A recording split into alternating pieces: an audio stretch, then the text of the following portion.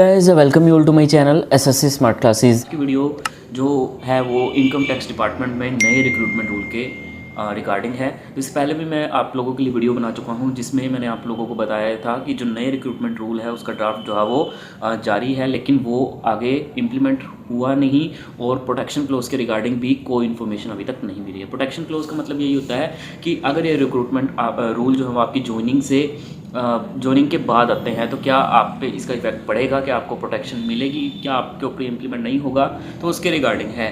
ठीक है, तो अभी जो एक आरटीआई आया है, ठीक है, तो उसमें आप लोगों के लिए काफ़ी बैड न्यूज़ हो सकती है।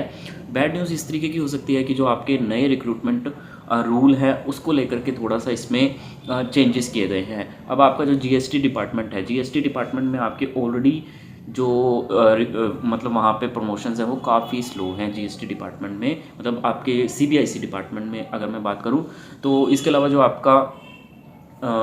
आपका इनकम टैक्स डिपार्टमेंट में उसमें थोड़ी सी प्रमोशंस आपकी थोड़ी सी फास्ट हुआ करती थी, तो अभी उस पर भी जो है वो गाज पड़ी है। मतलब एक्चुअली जो गवर्नमेंट है नए रिक्रूटमेंट रूल निकले थे तो बात वहाँ पे दबी नहीं, और ये गवर्नमेंट ने मतलब जो डिसाइड किया वो डेफिनेटली फिर वो कर ही रही है। कहीं ना कहीं से फिर वो जो बातें जो दबी थी वो दोबारा से निकल के आ रही हैं। तो इसी के रिगार्डिंग इसमें नए रिक्रूटमेंट रूल के रिगार्डिंग बस यही है बात की उसमें अभी जो आपके रिक्रूटमेंट रूल आए हैं उसमें 2-3 चीज़ें आपकी पूछी गई हैं जो आपके सामने स्क्रीन पर दिख रही हैं। उसमें आपको एक तो ये पूछ रखा है कि जो नए रिक्रूटमेंट रूल हैं क्या वो फॉरवर्ड कर दिए गए हैं, डीओपीटी के द्वारा अप्रूव कर दिए गए हैं।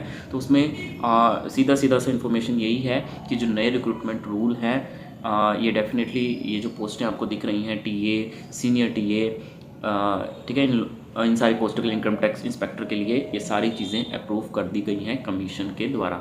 अभी ये नए रिक्रूटमेंट रूल है क्या वो मैं आपको बता देता हूँ। नए रिक्रूटमेंट रूल में क्या है कि जो आप टीए से सीनियर टीए आप बनोगे, मिनिमम 10 ईयर्स की आपको सर्विस कंप्लीट करनी पड़ेगी। उसके बाद सीनियर टीए से जब आप इंस्पेक्टर बनोगे तो कम से कम 5 साल की सर्विस, 5 से 6 साल की सर्विस, यानी कि टोटल टीए से आप जो इंस्पेक्टर बनोगे तो कम से कम 15 साल की सर्विस तो मिनिमम आपकी होगी।